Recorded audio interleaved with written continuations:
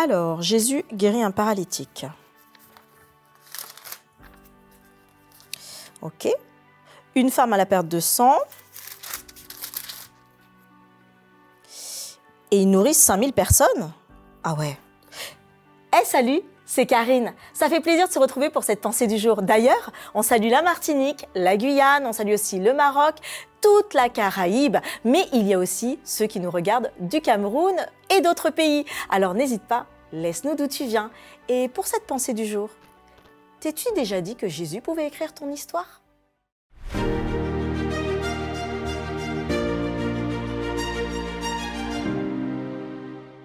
La pensée du jour se trouve dans Jean 21, verset 25.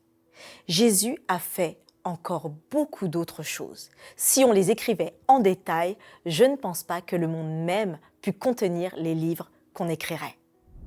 As-tu déjà fait la liste de tout ce que Jésus a fait dans la Bible ? Il y aurait environ 37 miracles faits par Jésus et mentionnés dans la Bible. 37, sans compter les enseignements, les conseils et même les ordonnances qu'il a laissées, comme l'institution de la Sainte Seine dans Matthieu 26. Très souvent, nous nous appuyons sur ces miracles, ces exemples, ces témoignages laissés par les apôtres pour nous fortifier. Mais s'il y avait bien plus ? L'apôtre Jean déclare, pour terminer son évangile, juste avant d'y apposer le dernier point final. Jésus a fait encore beaucoup d'autres choses. Si on les écrivait en détail, je ne pense pas que le monde même pût contenir les livres qu'on écrirait. Il y en aurait tellement. Il doit laisser ce témoignage, car personne ne doit oublier. Il y a bien plus encore. En réalité, l'apôtre Jean ne l'a pas dit qu'à la fin de son livre. Dans son chapitre 20, au verset 30, il le dira déjà. Jésus a fait encore, en présence de ses disciples, beaucoup d'autres miracles qui ne sont pas écrits dans ce livre. Mais ces choses ont été écrites afin que vous croyiez que Jésus est le Christ, le Fils de Dieu, et qu'en croyant, vous ayez la vie en son nom. Si je te demande, crois-tu en Jésus ? Pour certains, la réponse sera évidente, oui. Pour d'autres, cela peut-être sera non ou j'hésite. Ou peut-être d'autres encore vont réfléchir, parce qu'ils vont penser peut-être aux conséquences. Un comportement, des pensées en accord ou non avec leurs croyances. On pourrait penser que pour les disciples, la question était réglée puisqu'ils marchaient à côté de Jésus. Pourtant, loin de là. Sais-tu qu'à ce moment-là, les disciples suivent Jésus, mais ne l'ont pas encore tous accepté comme le Christ, le Fils du Dieu vivant ? Tout comme Thomas, qui aura besoin de voir de ses propres yeux les mains percées de Jésus pour croire qu'il est ressuscité.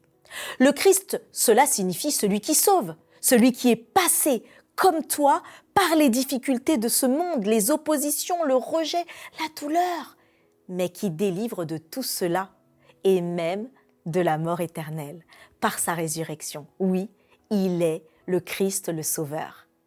Alors en cela, ce n'est pas simplement une catégorie de personnes. Tout le monde est inclus. Et ce livre dit, la Bible, que ce livre ne pourrait contenir tous les écrits à son propos, toutes les histoires, car il est lui-même plus grand même que tout livre qu'on pourrait écrire sur lui. Il est le Créateur. Aujourd'hui, oui, aujourd'hui, il y a bien plus encore. Il y a un autre livre qui est en train d'être écrit, des milliards de livres. Il écrit ce livre avec toi. Et si c'était Jésus qui écrivait ton histoire ? Aujourd'hui, Jésus veut écrire ton histoire. Aujourd'hui, Jésus veut que tu sois, comme dans cette Bible, un témoin, quelqu'un qui laisse un témoignage. Alors oui, ne regarde pas seulement à ce que tu peux lire en te disant « ce ne sera jamais pour toi ».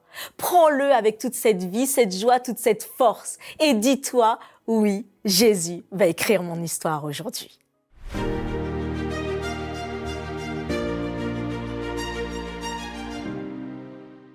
Oh oui, merci Seigneur, parce qu'il y a bien plus encore. Jésus écrit ton histoire et mon histoire. Alors, laisse-nous tes commentaires. Christianise, Thécla, Joanne, Luc, Pierre, laisse-nous tes commentaires. Et on se retrouve demain pour une nouvelle pensée du jour.